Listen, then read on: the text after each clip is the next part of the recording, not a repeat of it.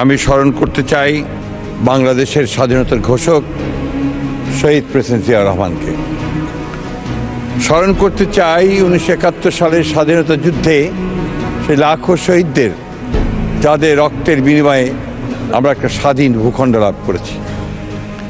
আমি স্মরণ করতে চাই একই সঙ্গে দীর্ঘ 18 বছর গণতান্ত্রিক সংগ্রাম করে যারা প্রাণ দিয়েছেন, আহত হয়েছেন এবং হারিয়ে গেছেন আমাদের সেই সব বীর সহকর্মীদের।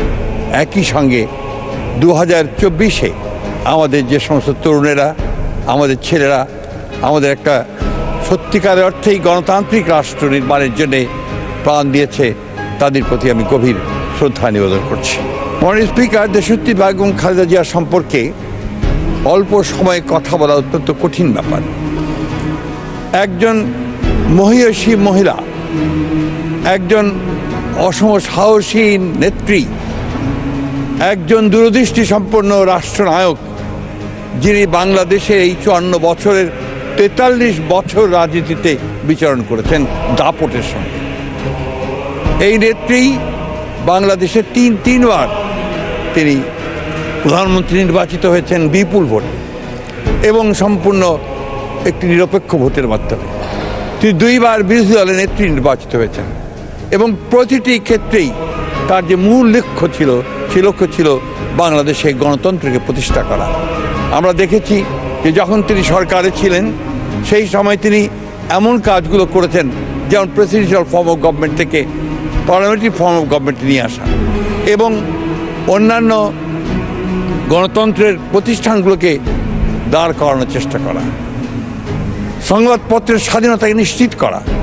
একই সঙ্গে রাষ্ট্রনায়ক হিসেবে তিনি বাংলাদেশের নারীদের উন্নয়নের ক্ষেত্রে একটা যুগান্তকারী ভূমিকা পালন করেছেন। তিনি মেয়েদের ক্লাস 10 পর্যন্ত লেখাপড়াকে অবৈতনিক করেছিলেন এবং মহিলাদের ক্ষমতায়নের জন্য তিনি অনেক কাজ করেছিলেন। আমি বেশি কথা বলবো না, আমি শুধু কয়েকটা কথার, যখন তিনি প্রধানমন্ত্রী ছিলেন তিনি যে কাজগুলো করেছিলেন তার কিছু না বললে আমি মনে করি যে অবিচার করা হবে। তিনি প্রাথমিক শিক্ষাকে বাধ্যতামূলক করেছিলেন, যেটা একটা যুগান্তকারী পদক্ষেপ ছিল এডুকেশনের ক্ষেত্রে। উন্মুক্ত বিশ্ববিদ্যালয় ও জাতীয় বিশ্ববিদ্যালয় এই দুটি তারই হাতে তৈরি করা হয়েছিল। ফলের নির্যাস ও দুধের সমন্বয়ে পোলার টর্নেডো গ্রিন অ্যাপল আইসক্রিম। মন ভালো থাক। এবং একই সঙ্গে বেসরকারি খাতে বিশ্ববিদ্যালয় এবং মেডিকেল কলেজের